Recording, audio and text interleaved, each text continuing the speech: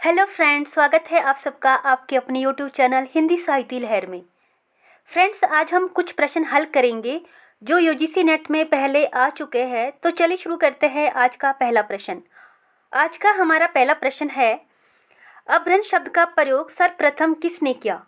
तो इसका सही आंसर है ऑप्शन बी, पतंजलि। अभ्रंश शब्द का प्रयोग सबसे पहले पतंजलि के द्वारा किया गया। इन्होंने एक ग्रंथ लिखा था महाभाष्य, उसी में सबसे पहले अभ्रंश शब्द का प्रयोग हुआ है। अगला प्रश्न, 84 वैष्णवन की वार्ता किसकी रचना है? ये एक ब्रजभाषा में लिखा गया ग्रंथ है जिसकी रचना की गोस्वामी गोकुलनाथ ने। तो इसका सही आंसर होगा ऑप्शन डी, गोस्वामी गोकुलनाथ। ये बल्लवाचार्य जी के पोते थे और गोस्वामी विठलनाथ के पुत्र थे। अगला क्वेश्चन, भारतीय संविधान के किस अनुच्छेद में हिंदी को राजभाषा घोषित किया गया है? इसका सही आंसर होगा ऑप्शन ए, 343। अगला प्रश्न, आल्हा किस ऋतु में गाया जाता है?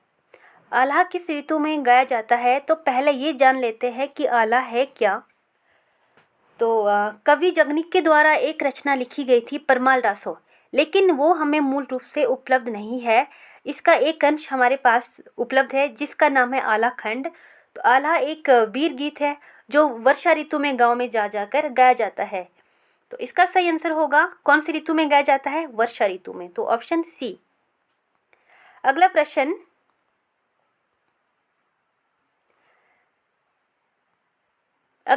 है, विसलदेव रासो की रचयिता है।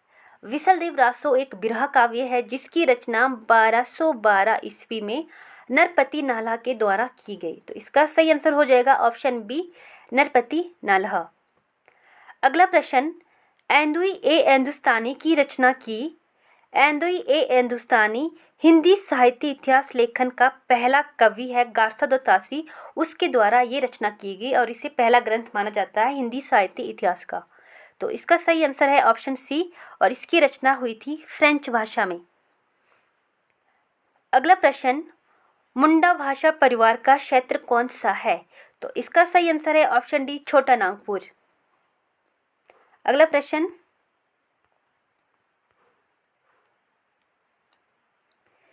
इनमें से कौन सा कवि अष्टछाप का नहीं है? आपको बताना है 4 कवियों में से कौन सा कवि अष्टछाप का नहीं है। तो इसका सही आंसर है ऑप्शन डी, रैदास। तो अष्टछाप है क्या? जो गोस्वामी विठलनाथ जी है उनके द्वारा अष्टछाप की स्थापना की गई 1565 ईस्वी में,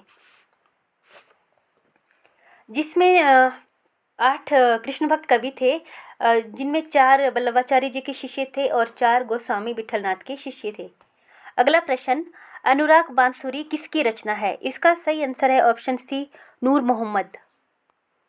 अगला प्रश्न, नैन नचाए कहीं मुस्काए लल्ला फिर आयो खेलन होरी।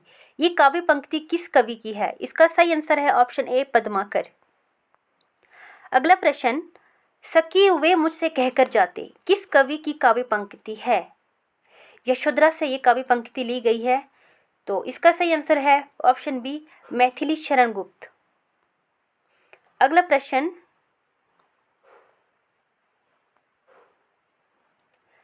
शिव शंभू के चिट्ठे के लेखक कौन है? ये एक निबंध है। इसका सही आंसर है ऑप्शन बी, बालकृष्ण भट्ट। अगला प्रश्न, देश विभाजन को लेकर लिखा गया उपन्यास है। इनमें से कौन सा उपन्यास है जो देश विभाजन को लेकर लिखा गया है? तो इसका सही आंसर है ऑप्शन बी, झूठा सच। झूठा सच उपन्यास यशपाल के द्वारा लिखा गया उपन्यास है जिसके 2 खंड है, वतन और देश और दूसरा देश का भविष्य, जिसमें 1942 से 1952 तक के जो भारत की आधार भूमि को इसमें लिया गया है। तो जो भी घटनाएं घटी है जिसमें देश विभाजन अत्यंत महत्वपूर्ण है, तो देश विभाजन को लेकर ये उपन्यास लिखा गया है। अगला प्रश्न है, धातु सेन प्रसाद के किस नाटक का पात्र है? जयशंकर प्रसाद के कौन से नाटक का पात्र धातु सेन है? तो इसका सही आंसर है ऑप्शन डी, स्कंदगुप्त। जो आपका धातु सेन है वो स्कंदगुप्त के एक साथी के रूप में है इसमें, इस नाटक में। अगला प्रश्न,